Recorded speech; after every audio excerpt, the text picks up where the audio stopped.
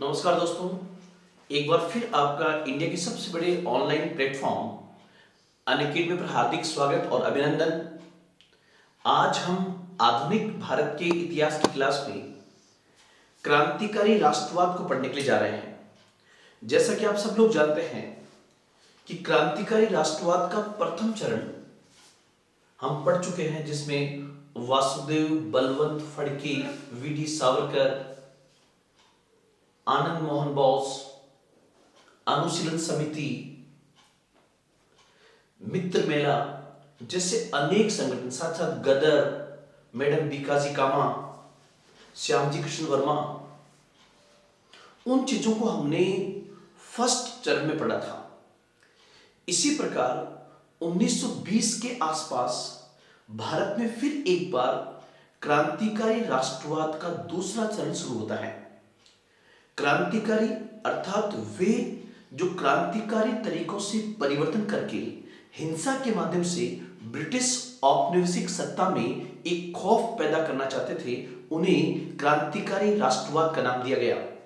आप लोगों को इस बात का ज्ञात रहे कि इन्हें ही पहले क्रांतिकारी आतंकवाद कहा जाता था, लेकिन वर्ष 2007 में जब यूपीएससी ने क्रांतिकारी आतंकवाद कहकर इनसे क्वेश्चन पूछा गया तो छात्रों ने इसका जबरदस्त विरोध किया। उसके बाद एनसीईआरटी में परिवर्तन हुआ और इनके लिए क्रांतिकारी राष्ट्रवाद शब्द का प्रयोग किया गया।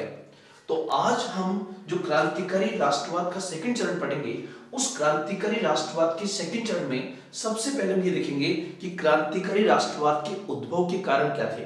तो सबसे पहला जो होगा वो होगा क्रांतिकारी राष्ट्रवाद के उद्भव के कारण। और वो जो उद्भव के कारण होंगे कि किन कारणों से क्रांतिकारी राष्ट्रवाद पैदा हुआ, उसके उद्भव के कारण आप देखोगे तो उसमें सबसे बड़ा कारण होगा असहयोग आंदोलन की वापसी। उसमें सबसे बड़ा रीजन जो होगा वो होगा असहयोग आंदोलन की वापसी। अर्थात मैं आपको बताना चाहूं कि 1918 से लेकर 1920 के बीच में ऐसी घटनाएं घट चुकी थी जिन्होंने भारत में राष्ट्रवाद को तेज गति से पैदा किया, जैसे जलियांवाला बाग हत्याकांड, रॉलेट एक्ट, भारत में बढ़ती हुई गरीबी एवं बेरोजगारी, फर्स्ट वर्ल्ड वॉर के कारण लोगों के हालात खराब होना, बढ़ती हुई महंगाई, ब्रिटिश का शोषणपरक रवैया। और इस बीच में गांधी जी ने असहयोग आंदोलन शुरू करके 1 वर्ष के भीतर स्वराज का वादा किया था, लेकिन असहयोग आंदोलन को व्यापक सफलता मिली। परंतु जब चोरी चौरा कांड के बाद अचानक गांधी जी ने असहयोग आंदोलन को वापस ले लिया तो इससे जनता में बहुत तीखी प्रतिक्रिया हुई और समाज का एक युवा वर्ग ये मानता था कि गांधीवादी तरीकों से हमें आजादी प्राप्त होना बहुत मुश्किल है और न ही गांधीवादी तरीकों से ब्रिटिश सत्ता को जवाब दिया जा सकता है। मतलब उनका कहना था कि लातों के भूत बातों से नहीं मानेंगे, अर्थात इन्हें हिंसा के माध्यम से ही भारत से भगाया जा सकता है। इस क्रम में अनेक ऐसे युवा होंगे जिनकी देशभक्ति पर शक नहीं किया जा सकता, बल्कि उनमें राष्ट्रवाद कूट कूट के भरा हुआ था। उसी को हम पढ़ने जा रहे हैं क्रांतिकारी राष्ट्रवाद का सेकंड चरण। तो क्रांतिकारी राष्ट्रवाद के सेकंड चरण में हम बहुत सारी घटनाओं को और बहुत सारे संगठनों को देखेंगे जहां से आपके एग्जाम में आपका प्रश्न बन सकता है। इस क्रम में क्रांतिकारी संगठनों में सबसे पहले आप इसका एक स्क्रीनशॉट लेने का प्रयास करें और फिर जो हम एक को देखेंगे। तो यहां पे क्रांतिकारी राष्ट्रवाद का जो पहला चरण जो है उसको हम कहेंगे क्रांतिकारी राष्ट्रवाद की जो प्रमुख घटनाएं हैं उसमें सबसे बड़ा संगठन जो आएगा वो आएगा HRA। सबसे पहला जो होगा वो होगा HRA और HRA का पूरा नाम था हिंदुस्तान रिपब्लिकन एसोसिएशन। आपसे पूछे कि HRA क्या था, तो ध्यान रखना HRA भारत के राष्ट्रवादी संगठनों में एक प्रमुख संगठन के तौर पे उभरता है, जिसका पूरा नाम था हिंदुस्तान रिपब्लिकन एसोसिएशन। जैसा कि नाम से विदित है कि ये हिंदुस्तान को किस में चेंज करना चाह रहे हैं, रिपब्लिक के अंदर। ध्यान रखना, नाम ही है, ये इंडिया को गणराज्य में बदलना चाहते हैं, और गणराज्य वो है जो जनता का जनता के लिए, जनता के द्वारा हो। यहां पर कहीं ना कहीं इनकी सोच जो है वो लोकतांत्रिक दिखाई दे रही है इनके नाम से, हिंदुस्तान रिपब्लिकन एसोसिएशन। कहते हैं कि हिंदुस्तान रिपब्लिकन एसोसिएशन क्रांतिकारी राष्ट्रवादी संगठनों में ऐसा पहला संगठन था जिसने युवा वर्ग में एक नई प्रकार की जान फूंकने का काम किया। इस संगठन ने अंग्रेजों के नाक में दम कर दिया और उनमें भय उत्पन्न करने में इसने अहम रोल अदा किया। तो आपको अगर प्री के पॉइंट से देखना हो HRA, तो सबसे पहले जो हिंदुस्तान रिपब्लिकन एसोसिएशन है इसकी स्थापना वर्ष 1924 में हुई थी, 1924 में हुई थी, और इसके संस्थापक थे सचिंद्र नाथ सान्याल। इसके जो थे संस्थापक सचिंद्र नाथ सान्याल थे। सचिंद्र सान्याल कहते कि सचिंद्र नाथ सान्याल एक क्रांतिकारी के साथ साथ एक बहुत बड़े लेखक भी थे, और उनकी प्रसिद्ध पुस्तक थी बंदी जीवन। ऐसा भी माना जाता है कि कोई एक बार यदि उनकी पुस्तक को पढ़ लेता था तो उसके बाद वो अपने आप को क्रांतिकारी बनने से रोक नहीं सकता था। तो यहां पर ये ध्यान रहे कि HRA की स्थापना वर्ष 1924 में हुई और इसके संस्थापक थे सचिंद्र नाथ सान्याल। इस HRA के द्वारा की गई बड़ी घटना जो है वो मानी जाती है 9 अगस्त 1925 को हुई काकोरी कांड। 9 अगस्त 1925 की काकोरी कांड की घटना सबसे इंपॉर्टेंट मानी जाती है। आपके दिमाग में आएगा सर काकोरी कांड क्या है, तो ध्यान रखना, काकोरी लखनऊ रेलवे स्टेशन के पास एक जगह का नाम है। कहते हैं कि यहां पर लखनऊ रेलवे स्टेशन के पास काकोरी नामक जगह पर ट्रेन को लूटा गया था, जिसमें शस्त्र थे उसको लूटने का यहाँ पे प्रयास किया गया था ताकि ब्रिटिश सत्ता के अंदर एक प्रकार का खौफ पैदा किया जा सके। इस घटना को काकोरी कांड कहा जाता है। इस घटना को काकोरी कांड कहा जाता है जिसमें कई क्रांतिकारी शामिल थे। लेकिन यहां से एग्जाम के पॉइंट से आपका जो प्रश्न बनेगा वो आपसे ऐसे पूछ सकता है कि HRA द्वारा अंजाम दिए गए काकोरी कांड में किन क्रांतिकारियों को फांसी की सजा हुई। ये बहुत इंपॉर्टेंट क्वेश्चन है जो कई बार पूछा गया है। तो ध्यान रखना, काकोरी कांड जो 1925 में हुआ उसमें 4 क्रांतिकारियों को फांसी हुई थी। वे 4 थे अशफाक उल्ला खान, पहला नाम आएगा अशफाक उल्ला खान, दूसरा राम प्रसाद बिस्मिल, राजेंद्र लाहिड़ी और रोशन सिंह। ये 3 नाम जो है, सॉरी 4 नाम जो है, इन चारों को फांसी की सजा दी गई थी। हमें इनके द्वारा दिए गए बलिदान को याद रखना चाहिए कि किस प्रकार इन्होंने अपने व्यक्तिगत त्याग से राष्ट्रीय आंदोलन में अपना योगदान दिया। तो यहां पर ये याद रहे कि HRA हिंदुस्तान रिपब्लिकन एसोसिएशन, जिसका संस्थापक सचिंद्र नाथ सान्याल माने जाते हैं, जिनकी प्रसिद्ध पुस्तक थी बंदी जीवन, और HRA के द्वारा जिस घटना को अंजाम दिया गया वो इतिहास में जानी जाती है काकोरी कांड। काकोरी कांड के बाद ब्रिटिश ने इन क्रांतिकारियों को पकड़ने का बहुत भयंकर प्रयास किए, और कहते हैं कि आम आदमी को भी परेशान किया गया। जो आम जनता इनका सहयोग कर रही थी उनका भी इसमें भयंकर उत्पीड़न किया गया, जिससे क्रांतिकारी और अधिक नाराज हुए। अब HRA के बाद में जो दूसरा नाम आता है वो आता है HSRA। दूसरा नाम जो आता है वो आता है HSRA, और HSRA देखो यहां पर HRA का ही बदला हुआ नाम है HSRA। HSRA और HSR क्या है, तो नाम का फुल फॉर्म वही है। यहां पर S जो है ये बेसिकली बता रहा है सोशलिस्ट को। S जो बता रहा है वो बता रहा है सोशलिस्ट को, मतलब ये हो जाएगा हिंदुस्तान सोशलिस्ट रिपब्लिकन एसोसिएशन। मतलब HRA जो था उसी का नाम बदलकर हुआ है HSRA, Hindustan socialist Republican association. आप लोग यहां पर यह भी ध्यान रखना कि अंग्रेज इन संगठनों को एक प्रकार का टेररिस्ट ऑर्गेनाइजेशन मानते थे। अंग्रेज इन्हें आतंकवादी संगठन मानते थे। और सबसे अधिक दुखद बात तो यह है कि हमारी एनसीईआरटी बुक्स में भी इनको लंबे समय तक आतंकवादी संगठन की श्रेणी में रखा गया, जबकि हमें याद रखना चाहिए कि उस समय 100% ये अंग्रेजों की नजर में आतंकवादी होंगे, लेकिन हमारी नजर में बहुत बड़े राष्ट्रवादी थे, जिनको वो मान सम्मान राष्ट्रीय आंदोलन में नहीं मिल सका जो मिलना चाहिए था।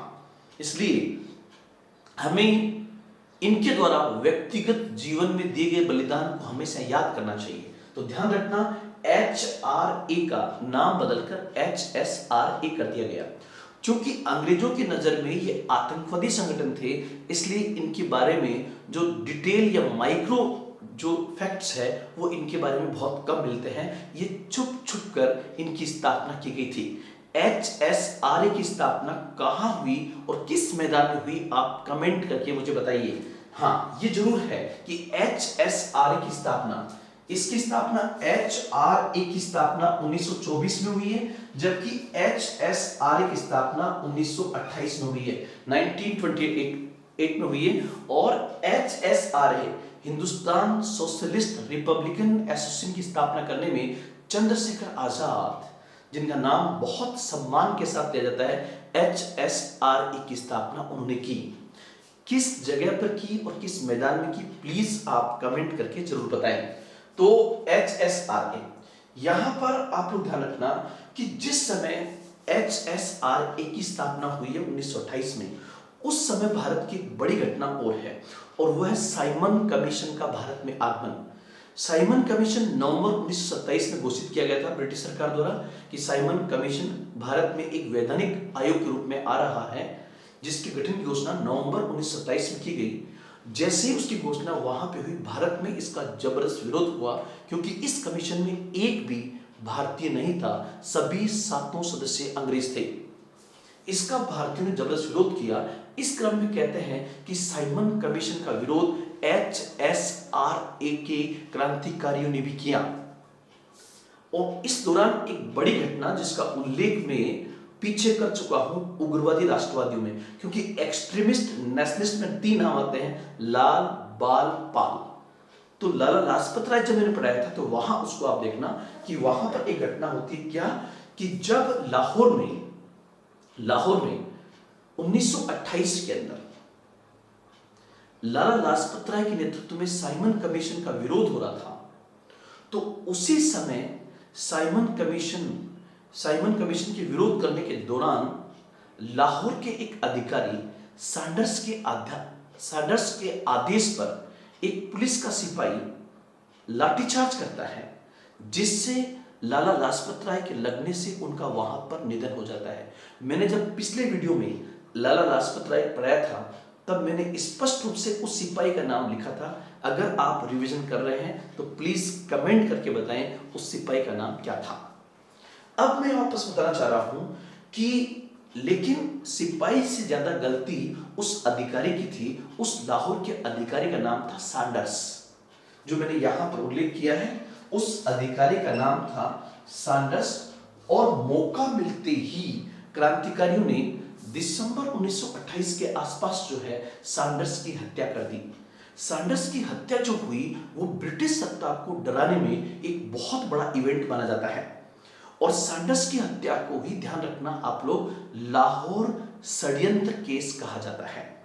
लाहौर कॉन्स्पिरेसी केस किसे कहा जाता है, तो उत्तर होगा आपका जो सैंडर्स की हत्या की गई है। और कहते हैं कि सैंडर्स की हत्या में HSRA के कई क्रांतिकारियों का हाथ था, जिसमें भगत सिंह वगैरह सब शामिल थे।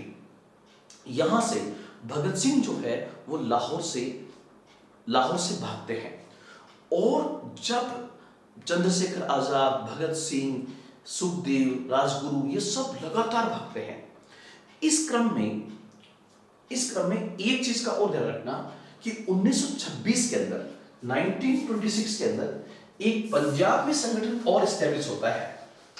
पंजाब में एक संगठन और एस्टेब्लिश होता है, उसको मैं समझाऊंगा। लेकिन यहां पर एक चीज आपके दिमाग में आएगी कि सर HRA का नाम HSRA किया गया, इन दोनों में डिफरेंस क्या है, इन दोनों में अंतर क्या है?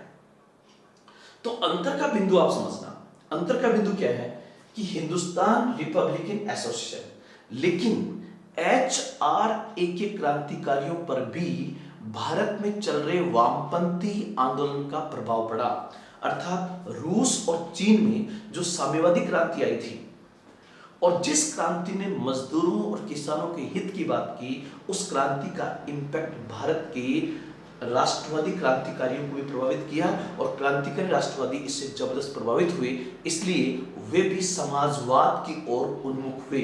तो ध्यान रखना, HRA जो HSRA में तब्दील हो रहा है, उसे तब्दील करने में किसका प्रभाव है? भारत में चल रहे वामपंथी आंदोलन का। और वामपंथी आंदोलन पर किसका प्रभाव था? तो रूस और चीन की साम्यवादी क्रांतियों का। उसके कारण ये भी समाजवाद की ओर उन्मुख हुए।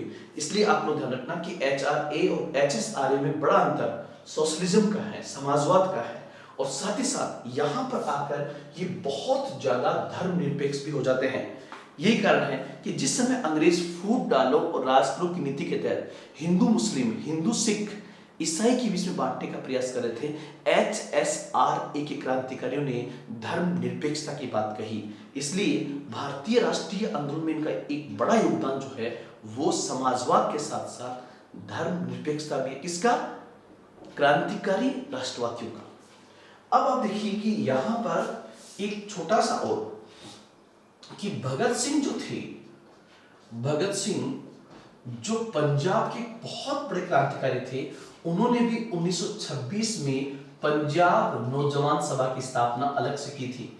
ध्यान रखना, आपसे पूछे कि पंजाब नौजवान सभा की स्थापना किसने की, तो यहां पर पंजाब नौजवान सभा जिसकी स्थापना पंजाब में हुई, इस संगठन की स्थापना भगत सिंह एवं यशपाल के द्वारा 1926 में की गई थी। यह भी एक इंपॉर्टेंट ऑर्गेनाइजेशन है, लेकिन कैसा? हिंसक क्रांतिकारी संगठन जिसने अपनी गतिविधियों के माध्यम से न केवल राष्ट्रवाद को पैदा किया बल्कि ब्रिटिश सत्ता में खौफ पैदा करने में भी इसने अहम भूमिका अदा की। तो ये भी पॉइंट आप यहां पर ध्यान में रखेंगे। अब एक चीज आप लोग ध्यान रखना कि जब सैंडर्स की हत्या हुई थी, जिस हत्या में भगत सिंह, चंद्रशेखर आजाद, इन सब लोगों का हाथ था, जिन्होंने ब्रिटिश सत्ता में खौफ पैदा करने के लिए ऐसा किया था, तो ये क्रांतिकारी सब के सब भाग जाते हैं। जब क्रांतिकारी भाग जाते हैं तो ब्रिटिश ने आम नागरिक को बहुत अधिक परेशान किया था और भारत में जिन जिन गांवों से भगत सिंह, चंद्रशेखर आजाद, सुखदेव, राजगुरु, यशपाल ये संबंधित थे, वहां उनके परिवार वालों को और उनके गांव वालों को बहुत ज्यादा पीड़ित किया गया था, उनको ढूंढने के चक्कर के अंदर कि आप उनके नाम बताइए। और ध्यान रखना, अंग्रेज इन्हें आतंकवादी मानती थी, जो हमारे लिए बहुत बड़े क्रांतिकारी हैं। तो कहते हैं कि जब ये खबर भगत सिंह वगैरह के पास पहुंची कि आपकी वजह से आम लोगों को परेशान किया जा रहा है, तो उन्होंने अपनी गिरफ्तारी देनी चाहिए। लेकिन गिरफ्तारी देने से पहले फिर वे एक बड़ी घटना को अंजाम देते हैं, और वो घटना थी 8 अप्रैल 1930 की, जब वे सेंट्रल लेजिस्लेटिव असेंबली, जिसको हम कहते हैं केंद्रीय सभा, जिसको हम कहते हैं केंद्रीय सभा, तो आपसे ये पूछे सेंट्रल असेंबली, और ध्यान रखना उस समय हमारी संसद नहीं थी, संसद का निर्माण कार्य चल रहा था। सेंट्रल लेजिस्लेटिव असेंबली उसको कहते हैं जो आज की दिल्ली विधानसभा है। उस दिल्ली विधानसभा में उस समय की 1919 के अधिनियम के तहत जो भारत की संसद होती थी, जो सेंट्रल असेंबली थी, वो कहां पर होती थी? जहां पर आज की दिल्ली विधानसभा है, उस जगह पर असेंबली के उस समय असेंबली चल रही थी, सेंट्रल असेंबली। और सेंट्रल असेंबली पर 8 अप्रैल 1930 को ये बम फेंकते हैं, और इन्होंने क्या कहा था कि हम बहरे कानों को कुछ सुनाना चाहते हैं, मतलब बहरे कानों को हम कुछ सुनाना चाहते हैं, ये कहकर के इन्होंने बम फेंके थे। हालांकि जिस समय बम फेंके गए उस समय इनका उद्देश्य किसी को घायल करना नहीं था, न किसी को मारना था, बल्कि ब्रिटिश सत्ता के अंदर एक प्रकार का डर और खौफ पैदा करना ये चाहते थे। तो केंद्रीय असेंबली पर बम जो फेंका गया था उसमें कई क्रांतिकारी शामिल थे। अब ध्यान रखना, लेकिन जो बम फेंका गया उससे कोई हताहत नहीं हुआ। यहां पर एक बार एग्जाम में क्वेश्चन पूछा गया है कि जिस समय सेंट्रल असेंबली पर ये बम फेंके गए थे उस समय सेंट्रल असेंबली के अंदर कौन से दो बिल पास करने के लिए चर्चा चल रही थी? तो उत्तर होगा उस समय दो बिल थे।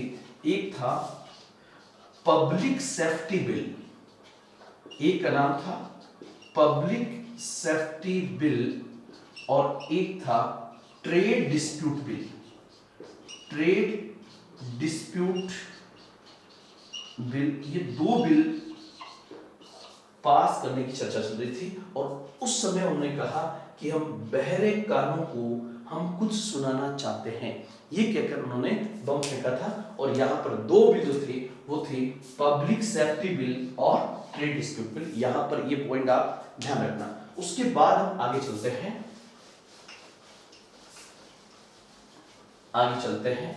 अब आप देखिए कि जो लाहौर में लाला लाजपत राय पर लाठीचार्ज करने वाले अधिकारी सैंडर्स की हत्या को क्रांतिकारी ने जो अंजाम दिया उसे लाहौर षड्यंत्र केस कहा जाता है।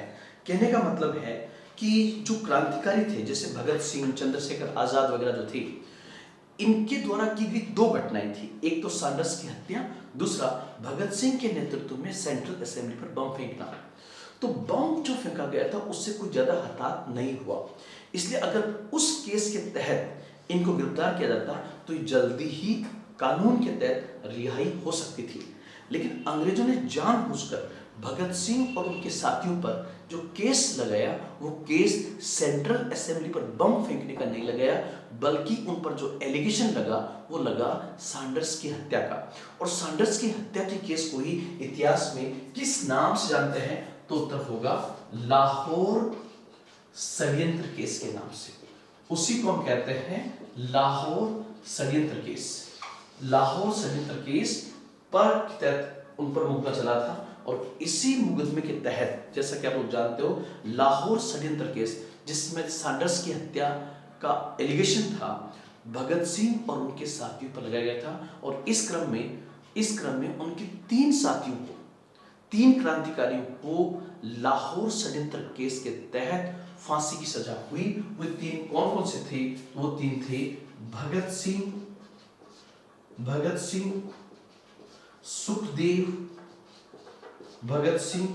सुखदेव और राजगुरु। हमें इन लोगों के द्वारा वतन के लिए किए गए इस शहादत को कभी नहीं भूलना चाहिए कि किस प्रकार उन्होंने हंसते हंसते फांसी के फंदे को अपने गले से लगा लिया, किस प्रकार इनकलाब के नारे के साथ, वंदे मातरम के साथ उन्होंने वतन के साथ अपने दिल को मिला लिया। ये वाकई एक बहुत बड़ी राष्ट्रवादी घटना थी। और भगत सिंह, सुखदेव, राजगुरु को जो फांसी हुई वो डेट क्या है? 23 मार्च 1931। 23 मार्च 1931 को इनको फांसी की सजा हुई थी। और जैसा कि आप लोग जानते हैं कि 5 मार्च 1931 को कोई घटना हुई थी क्या? ये मैं करवा चुका हूं। तो 5 मार्च 1931 को गांधी इरविन पैक्ट होता है। गांधी इरविन पैक्ट होता है, मतलब गांधी और इरविन के बीच की जो वार्ता होती है उसे गांधी इरविन पैक्ट कहते हैं। भगत सिंह, राजगुरु और सुखदेव की फांसी की सजा पहले से तय थी, मतलब 5 मार्च से पहले तय थी कि 23 मार्च को उनको फांसी होने वाली है। इसलिए पूरे भारत में जब ये बात फैली कि गांधी इरविन पैक्ट होने के लिए जा रहा है, तब राष्ट्रवादियों के अंदर ये बात जोर शोर से हुई कि गांधी जी जो है इरविन के सामने इस बात पे अड़ जाए कि वे भगत सिंह और उनके साथियों को अगर बचा नहीं सकते तो कम से कम उनकी फांसी की सजा को आजीवन कारावास में तब्दील करें। अब चूंकि आप जैसा कि आप लोग जानते हो कि यहाँ पर इन दोनों के बीच के अंदर जो वार्ता हुई वो सिंगल वार्ता थी, मतलब इन दो के अलावा कोई तीसरा नहीं था। तो यहाँ पर गांधी ने भगत सिंह के पक्ष को पूरी मजबूती के साथ रखा या नहीं रखा, यहां पर एनसीईआरटी इनडायरेक्टली निकल जाती है। मतलब हम गांधी को पूरी तरह से एक चक्रव्यूह में तो नहीं फंसा सकते, क्योंकि उनका अपना दर्शन था और भगत सिंह का अपना दर्शन था। लेकिन फिर भी आज भी युवा वर्ग का मानना है और उस समय के युवा वर्ग का भी मानना था कि गांधी को इरविन के साथ जो समझौता किया उस समय अड़ जाना चाहिए था कि हम सविनय अवज्ञा आंदोलन को तभी वापस लेंगे जब, और सेकंड गोल में सविनय तभी भाग लेंगे जब भगत सिंह और उनके साथियों की फांसी की सजा को कम से कम आजीवन कारावास में बदला जाए। लेकिन जैसा कि हम लोग जानते हैं ऐसा नहीं हो सका और 29 मार्च 1931 को कांग्रेस का कराची अधिवेशन होता है और कांग्रेस के उस कराची अधिवेशन में गांधी जी और कई नेताओं को काले झंडे दिखाए गए थे। वो काले झंडे क्यों दिखाए गए? क्योंकि 5 मार्च को गांधी इरविन पैक्ट हुआ और उसी गांधी इरविन पैक्ट को मान्यता दिलाने के लिए 29 मार्च 1931 को कराची में कांग्रेस की समिट हुई थी और इस समिट से 7 दिन पहले ही 23 मार्च 1931 को भगत सिंह और उनके साथियों को जो फांसी हुई उससे लोग गांधी से संतुष्ट नहीं थे। मतलब लोगों का रोष था कि गांधी चाहते तो बचा सकते थे, लेकिन ये इतिहास के पन्नों में ये चीज दर्ज है कि कहीं ना कहीं गांधी ने या तो बचाने का प्रयास किया नहीं, और यदि प्रयास किया तो शायद इरविन ने माना नहीं, क्योंकि इसका स्पष्ट उल्लेख नहीं मिलता है। तो ये आप लोग ध्यान रखना कि हाँ। और उसके बाद में चंद्रशेखर आजाद भी लगातार इधर से उधर भाग रहे थे। यहाँ पर एक घटना और होती है, वो क्या थी कि चंद्रशेखर आजाद के बारे में जब पता लगता है कि वे इलाहाबाद के अल्फ्रेड पार्क के अंदर है, तो वहीं पर पुलिस के साथ एक मुठभेड़ होती है। कुछ बुक्स में लिखा हुआ है कि उन्होंने खुद की गोली से अपने आप को मारा, कुछ में लिखा हुआ है कि गोली वो पुलिस की गोली मारे गए। लेकिन जो भी हुआ, हम ये कह सकते हैं कि चंद्रशेखर आजाद भी 1931 में, फरवरी 1931 में देश के लिए शहीद हो गए। और कहाँ हुए? तो इलाहाबाद के अल्फ्रेड पार्क में। भगत सिंह और चंद्रशेखर आजाद जैसे लोग, ध्यान रखना आप लोग, भगत सिंह और चंद्रशेखर आजाद जैसे लोग एक शताब्दी में एक ही बार जन्म लेते हैं। वैसे राष्ट्रवादी 100 सालों में कोई एक बार पैदा होते हैं। हमें उनको नमन करना चाहिए कि किस प्रकार अपने राष्ट्र के लिए उन्होंने अपना व्यक्तिगत बलिदान दे दिया। बहुत बड़ी बात है। तो यहाँ इस बिंदु को भी ध्यान रखना। उसके बाद हम एक क्वेश्चन आपसे ये पूछे कि चूंकि HSRA के जो बड़े नेता थे वो चंद्रशेखर आजाद थे, तो HSRA में जब चंद्रशेखर आजाद शहीद हो गए तो उसके बाद HSRA में इसका नेता किसको चुना गया? तो बाद में इसका नेता जिस व्यक्ति को चुना गया उनको हम कहते हैं यशपाल। मतलब चंद्रशेखर और भगत सिंह के निधन के बाद, उनकी फांसी के बाद किस व्यक्ति को HSRA का लीडर चुना गया था? तो उत्तर होगा यशपाल। तो ये बिंदु भी आप लोग इसमें ध्यान रखेंगे। फिर हम आगे बढ़ते हैं।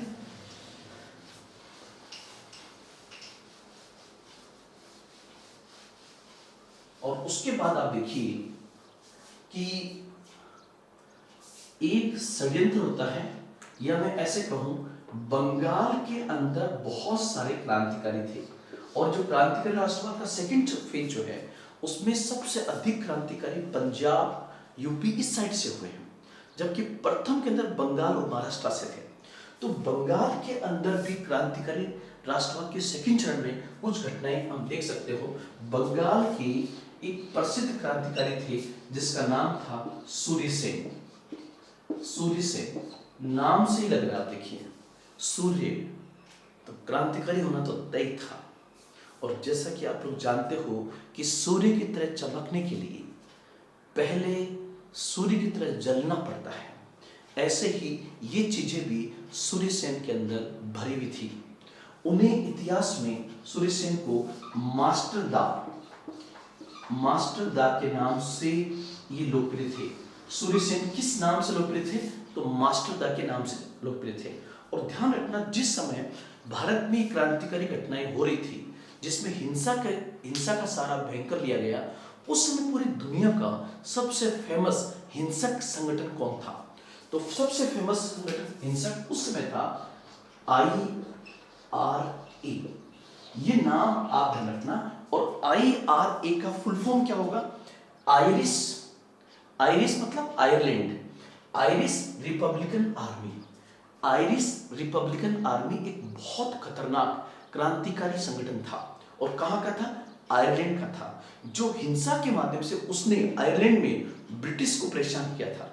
तो उसी के पैटर्न पर भारत में भी एक IRA स्थापित हुआ, जिसकी स्थापना कौन करते हैं? सूर्य सेन। और यहां पर हमारा जो IRA था उसका पूरा नाम क्या होगा? Indian Republican army, IRA। और IRA जो बंगाल में सक्रिय एक बहुत जबरदस्त क्रांतिकारी संगठन था, उसने किस घटना को अंजाम दिया था? तो उत्तर होगा चटगांव के अंदर। ध्यान रखना, चटगांव जो आज की तारीख में बांग्लादेश के अंदर है, चटगांव जो आज की तारीख में बांग्लादेश में है, इस चटगांव में ब्रिटिश का एक शस्त्रागार था, जहां पर सूर्य सेन के क्रांतिकारियों ने, IRA के क्रांतिकारियों ने उसको लूटने का प्रयास किया। उसी को कहते हैं चटगांव षड्यंत्र कांड। 1930 की घटना ये है।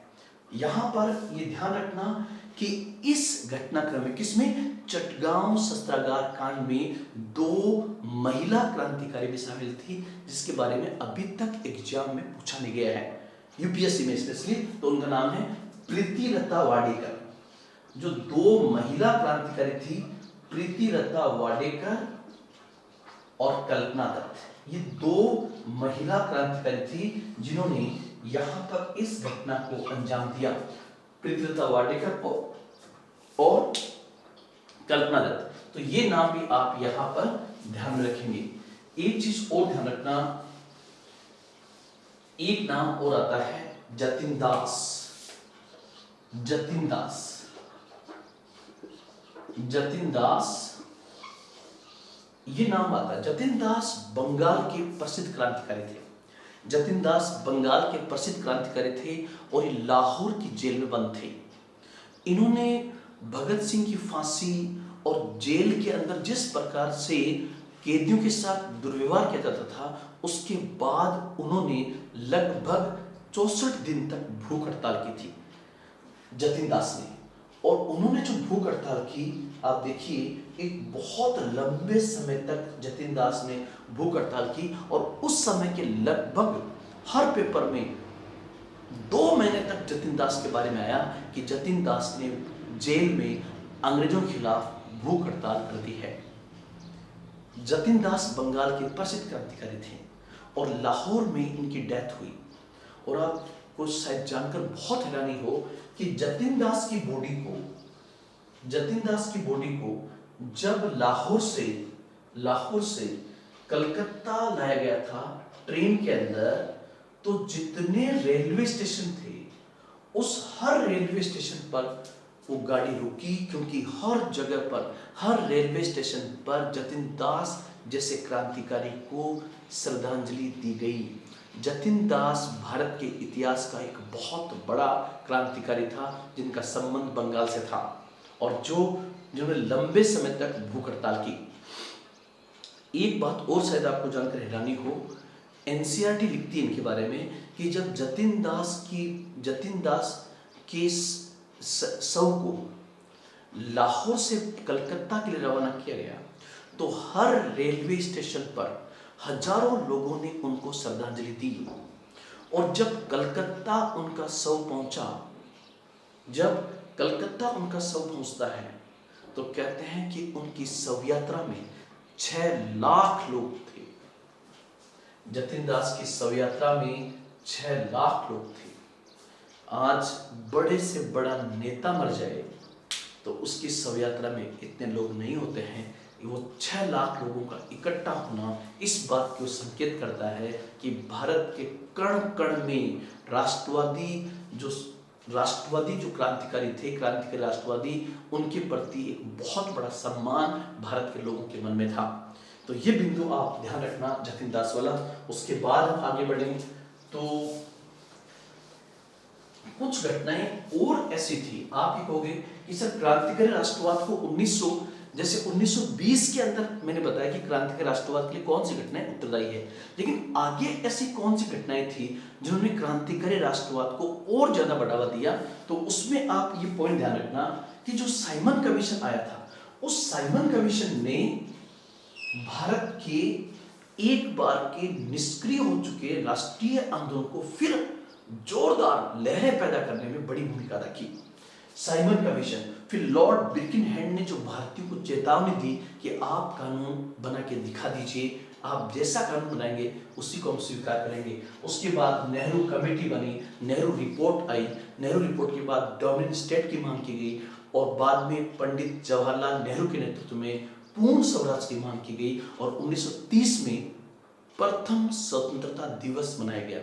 पूर्ण स्वराज की घोषणा लाहौर अधिवेशन 1929 रावी नदी के किनारे पर की गई थी और उसी रावी नदी के तट पर ही, क्योंकि कांग्रेस का अधिवेशन हमेशा दिसंबर के अंतिम सप्ताह में होता था, तो दिसंबर 1929 से फिर जनवरी 1930, 26 जनवरी 1930 को प्रथम स्वतंत्रता दिवस मनाया गया था।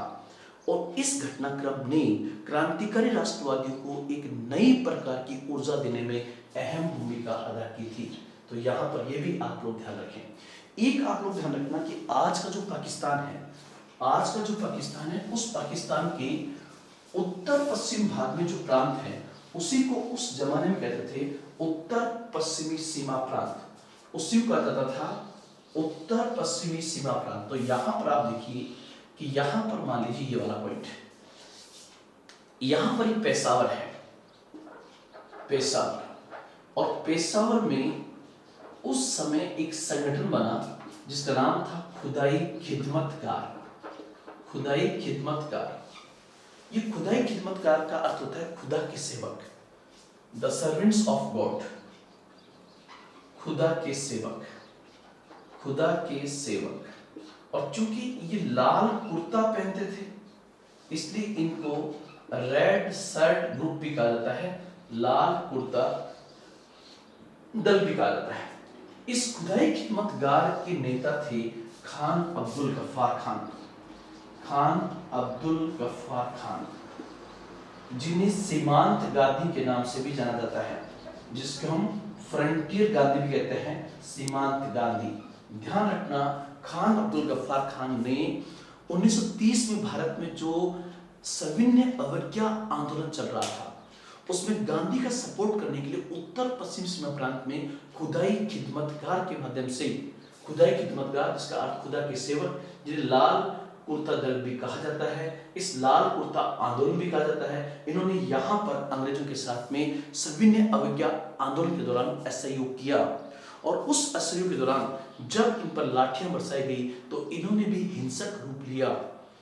और जैसा कि आप लोग जानते हो कि उत्तर पश्चिमी सीमा प्रांत जो है अंत में पाकिस्तान के साथ चला जाता है, मतलब पाकिस्तान के हिस्से में आता है। तब उस समय खान अब्दुल गफ्फार खान जो भारत के प्रति बहुत बड़े डेडिकेटेड व्यक्ति थे, जिन्होंने कांग्रेस से कहा, क्योंकि कांग्रेस उस समय की सबसे बड़ी पार्टी थी, और उन्होंने एलिगेशन कांग्रेस पे लगाया कि कांग्रेसियों आपने हमारे साथ में न्याय नहीं किया, आपने हमें भेड़ियों को सौंप दिया है। मतलब खान साहब ने मोहम्मद अली जिन्ना और पाकिस्तान के जो उस समय के निर्माता थे उन्हें क्या कहा, भेड़िया। वो किसी भी हालत में पाकिस्तान के साथ नहीं जाना चाहते थे। यहाँ पर ये उल्लेखनीय है कि मैं आपको बताऊंगा, उत्तर पश्चिमी सीमा प्रांत में जनमत संग्रह होता है और उस जनमत संग्रह में यहाँ के लोगों ने पाकिस्तान के पक्ष में जाने का मांग किया था, जिसका खान अब्दुल गफ्फार ने बहुत बड़ा विरोध किया था। तो ध्यान रखना, खान अब्दुल गफ्फार खान जो बहुत बड़े गांधीवादी नेता थे, उनका दल खुदाई खिदमतगार ने भी उस समय राष्ट्रवाद को पैदा करने में अपनी अहम भूमिका अदा की थी। साथ ही साथ आप लोग ध्यान रखना, 1937 में उसके बाद प्रांतीय चुनाव और 1939 का सेकेंड वर्ल्ड वॉर जो हुआ, उसमें ब्रिटिश सत्ता ने इतना जबरदस्त नियंत्रण भारत की जनता पे किया था कि क्रांतिकारी गतिविधियां कुछ समय के लिए रुक जाती हैं।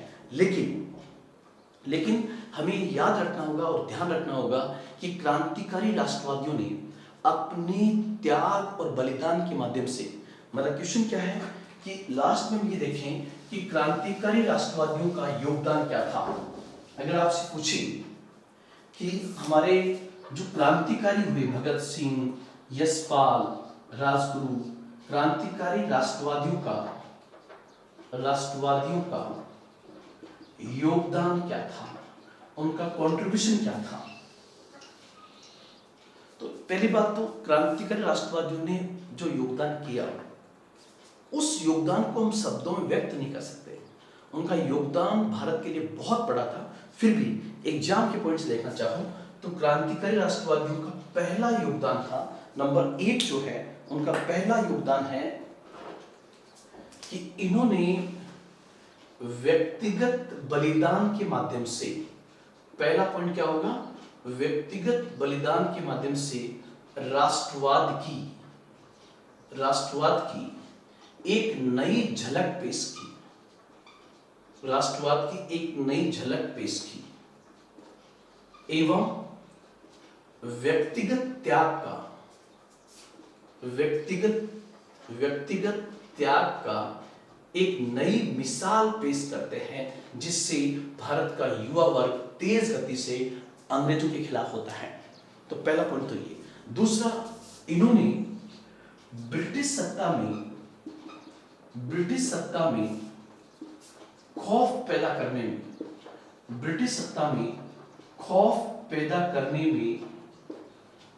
में अहम रोल